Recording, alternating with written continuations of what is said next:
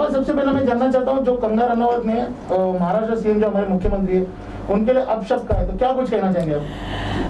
पहले तो पूरे देश को सलाम, नमस्कार, जय हिंद। जैसे कंगना रनावत का जो स्टेटमेंट है, मैंने लास्ट वीक ही कहा था कि मैं उसके खिलाफ एफआईआर कर रही हूँ और she actually need to get a legal action against her, because किसी भी सीएम को आप इस तरीके से डीमोटिवेट नहीं कर सकते हो और ना किसी सीएम को आप इस तरीके से वर्बल अब्यूज़ कर सकते हो।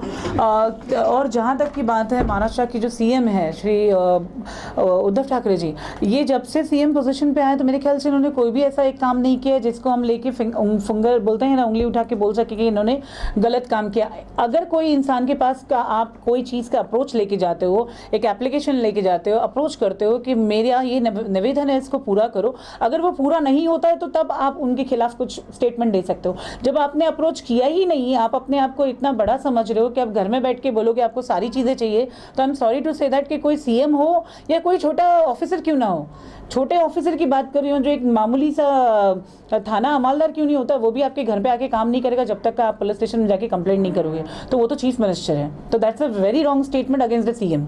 अब आप एक बात यहाँ पे ये होती कि संजय राउत ने जब उनको हरामखोर कहा तब उनका आपा खोला तब वो ये सब बातें करने लगी थी। तो देखिए ना, अगर संजय राउत ने उसको कुछ भी कहा, वो जो भी शब्द कहा, तो वो शब्द के खिलाफ में कानूनी कार्रवाई हो सकती है ना। गवर्नमेंट ने उनको मना तो नहीं किया है कि आप पुलिस स्टेशन मत जाइए।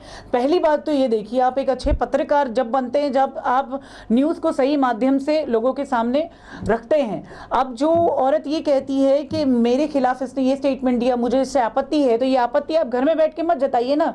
पब्लिक प्रॉपर्टी है पुलिस स्टेशन, आप जाइए पुलिस स्टेशन में जाके कंप्लेंट कीजिए, उनके खिलाफ कार्रवाई कीजिए, आपको किसी ने रोका तो नहीं है। अगर संजय राउत ने जो कहा तो उसमें जबान संजय राउत की अपनी खुद की थी कि उन्होंने उद्धव ठाकरे की जबान लेके इस्तेमाल की थी। लेकिन वो बैठी हिमाचल प्रदेश में, उसे ये कहा गया कि आप मुंबई आके दिखाओ। हाँ, एक धमकी होगी, बात होगी कि आप मुंबई आके दिखाओ। आप देखिए ना, ऐसी धमकियां मुझे भी बहुत मिली हैं, तो क्या करेंगे, लोगों की बात सुन के इंसान जीना छोड़ दे। आज भी मुझे ऐसा लगता है कि मुझे बहुत ज़्यादा हरेसमेंट किया जा रहा है, उसके बावजूद मैं लोगों के लिए संघर्ष कर रही हूँ, लोगों के लिए लड़ रही हूँ, तो मैंने मेरा जीना तो छोड़ नहीं दिया है। वो हिमाचल में बैठ के अगर अपना काम नहीं करवा सकती, कम ऑन, आज हम डिजिटल इंडिया में जी रहे हैं। हमारा देश में पहले से ही ऐसा था कि आप ऑनलाइन कंप्लेंट कर सकते हो, ऑन एयर सारी चीज़ें हो सकती है, ऑनलाइन एफआईआर हो सकती है, कंप्लेंट की तो बात आप छोड़ ही दीजिए। तो क्या वो हिमाचल में बैठ के वो इंडिया के कानून से वो जस्टिस नहीं मांग सकती है? इसलिए तो उन्होंने गृह मंत्री और पीएम से निवेदन किया था कि मुझे सिक्योरिटी दो, तब तो बम्बई आई हो। सुनिए ना, अब जो ऑलरेडी आरएसएस का सपोर्टर होगा तो उसको तो बीजेपी का सपोर्ट मिलेगा ही ना। तो वो बात छोड़ ही दीजिए आप कि हमारा जो राज्य सरकार है उसको सपोर्ट किया है कि नहीं किया है और सेंट्रल गवर्नमेंट ने उसको सपोर्ट किया है। आज अगर मैं उठ के होम मिनिस्टर को या पीएम मोदी को मैं ये कहूँ कि इस चीज़ का सपोर्ट हमें चाहिए, तो मुझे नहीं लगता कि वो मुझे किसी चीज़ का सपोर्ट करेंगे, क्योंकि मैं बीजेपी से जितनी मोहब्बत करती हूँ इसके बारे में पूरा देश जानता है। I love BJP a lot, I am a true BJP lover, है ना। आपने कंगना के खिलाफ क्या करने का सोचा?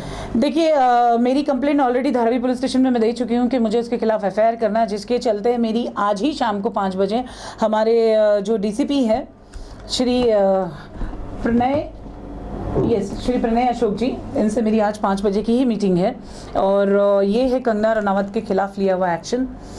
इसके ऊपर एफआईआर इंशाल्लाह आज ही बुक होगी कि मुझे उसने जो सीएम बाला साहब ठाकरे के बेटे श्री उद्धव ठाकरे जी को, सीएम जी को उन्होंने जो कहा है, उससे ज़्यादा आपत्ति यह है कि उसने मुंबई को पीओके यानी कि पोक का है, पाकिस्तान ऑक्यूपाइड कश्मीर, जो कि अगर उसको ऐसा लगता है कि मुंबई पाकिस्तान ऑक्यूपाइड कश्मीर है तो आपको यहाँ रहने की ज़रूरत नहीं है।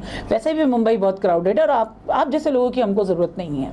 जो तुम सिर्फ अपने काम से काम रखते हो, आप एक एक्टिंग करियर में फील्ड में हो, आप एक एक्ट्रेस हो, आप सिर्फ एक्टिंग का काम करते हो, आपने देश के लिए आज तक कुछ नहीं किया है। तो प्लीज़ ऐसे नारे मत लगाइए जिससे देश की हार्मनी को डिस्टर्ब हो, समझे। तो इसके मैं 100% खिलाफ हूँ कंगना के। So better don't question me about Kangana.